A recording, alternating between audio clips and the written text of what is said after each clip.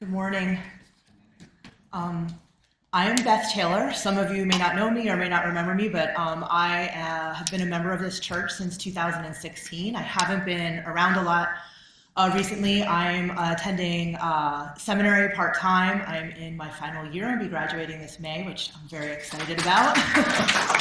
And I've been interning down at a church near Doylestown, so I've been busy, but I really am happy to be here today and to see everybody.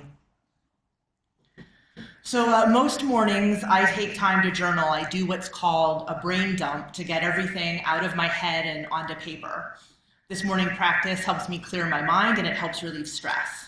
And so a couple of weeks ago, I was writing and I was ruminating over a person's bad deeds and how they impacted my life.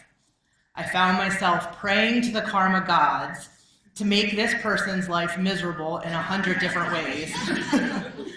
May their mattress always be lumpy. May they always have a rock in their shoe. May their tires always have a slow leak. May they always get a bad haircut. May they always find a hair in their food. And there were also some not so benign wishes too. But you get the idea. I wanted this person to receive their fair share of the bad karma I thought they earned.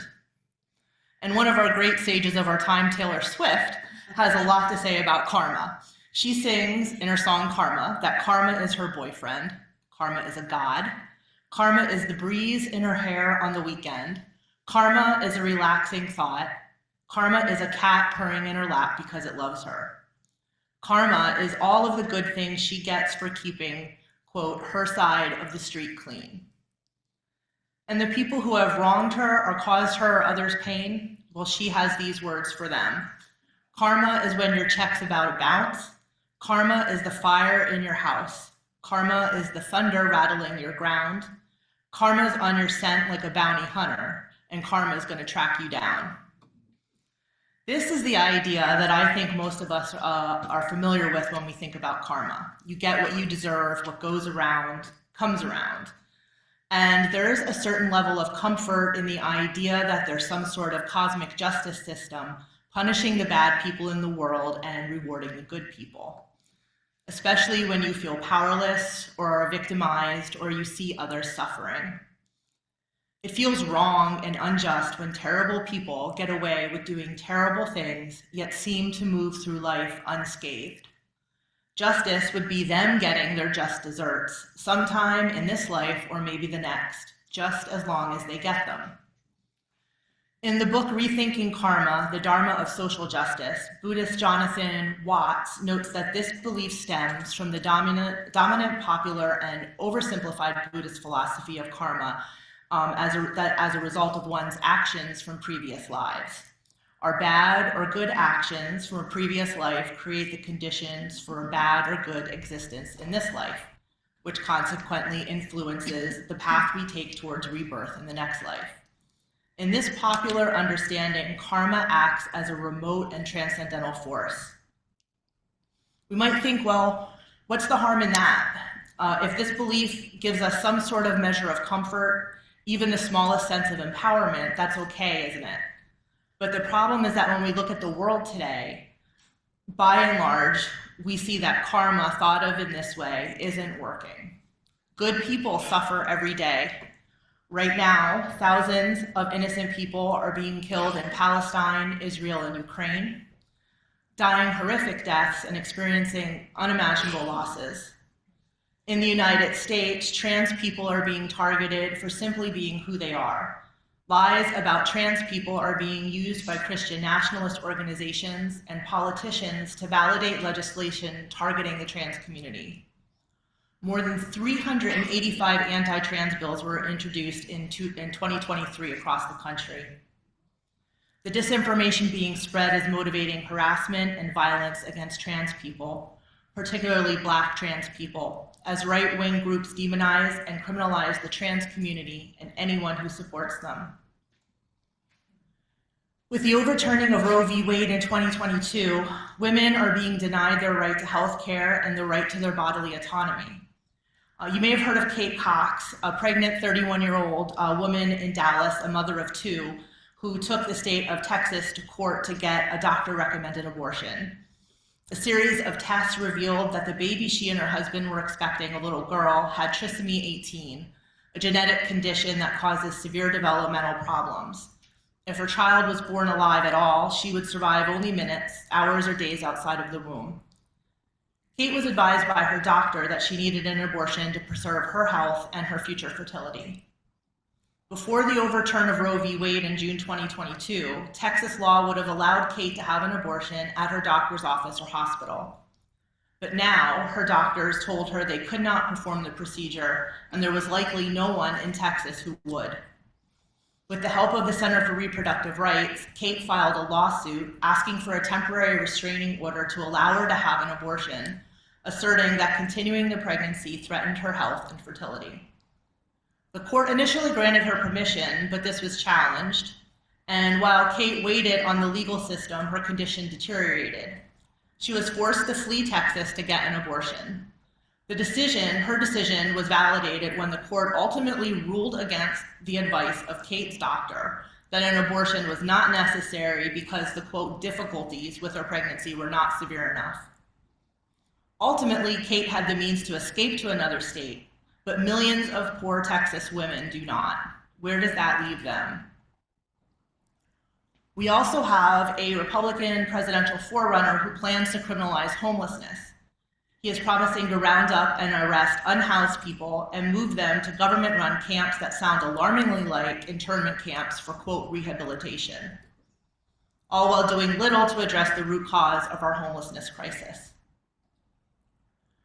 We have greed-driven corporations making record profits while they gouge us on prices at the grocery store and at the gas pump, and the gap between the rich and poor continues to grow. Systemic racism continues to bring down Black people's quality of life. In its 2022 annual report on the state of Black America, the National Urban League detailed the grim reality Black people continue to face in our country. The index shows that not only that median household income for Black people at $43,862 a year is 37% less than that of white people at $69,823. Black people are also less likely to benefit from home ownership, the engine of generational wealth in America. Census data shows Black couples are more than twice as likely as whites to be denied a mortgage or a home improvement loan, which leads to just 59% of the median home equity white households have, and just 13% of their wealth. Life expectancy has declined slightly for Black Americans, so a Black child born today can expect to live to 74.7 years old, 4 years less than a white baby. And lifelong inequities loom. Black women are 59% more likely to die as a result of bearing a child, and 31% more likely to die of breast cancer. Black men are 52% more likely to die of prostate cancer. I could go on and on and on. And I want to scream, karmic justice, where are you? But waiting for karma to right the scales of injustice isn't what karma is about. And waiting on karma isn't going to help those who are oppressed and marginalized. In fact, Jonathan Watts, who I mentioned earlier, believes that a simplistic understanding of karma can be a dangerous thing. The understanding of karma that says your past actions have completely created your present reality supports a retributive rather than a restorative form of social justice. There can be no negotiation with this type of complete and inescapable law of karma, and so the economic, political, racial, or gender-based suffering that various people experience is their punishment of karmic fate. The suffering may be painful and undesirable, but according to karma, it is inherently just. This way of understanding karma leads to victim blaming, and it supports cultural violence and legitimates structural violence. For example, economic disparity, the gap between the rich and the poor, is depicted as a result of differences in personal karmic fate. This ultimately leads to conditions for direct violence, says Watts, when governments are seen as legitimate and violently oppressing those who reject their marginalization. Another danger is that this way of karma can lead to complacency or fatalism and keep us from fighting oppression and making real change. It provides the perfect theodicy. If there is an infallible cause and effect relationship between one's actions and one's fate, there is no need to work towards social justice because it's already built into the moral fabric of the universe.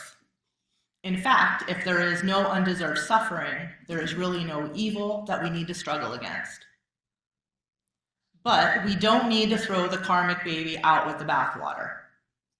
We can take our cue from Buddhist humanism, which focuses on caring for the living, working for the benefit of others, compassion, and altruism. It's concerned with issues of the world rather than how to leave the world behind.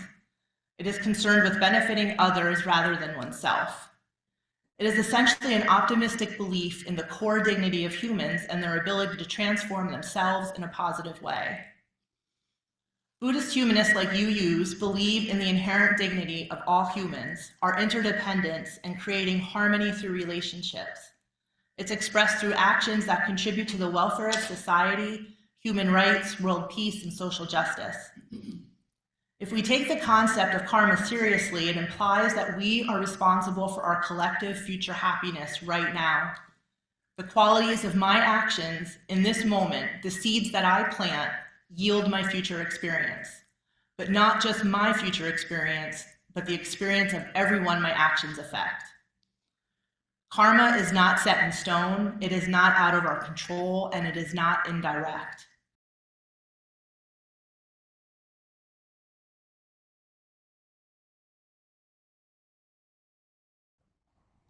Let me tell you, that can feel like bad news. It isn't easy for me to hear because the person that did me wrong that I talked about in the beginning, I really wanted them to suffer. I wanted my justice. I wanted my karma to come down on them. I wanted their karma to come down on them like the hammer of Thor. But that's not how karma works. Karma is the power to reshape our future with the actions we take today. As Buddha put it, beings are owners of their actions, heirs of their actions, they originate from their actions, are bound to their actions, have their actions as their refuge. It is action that distinguishes beings as inferior and superior. My question is, what type of beings are we going to be today? Maybe so. Thank you.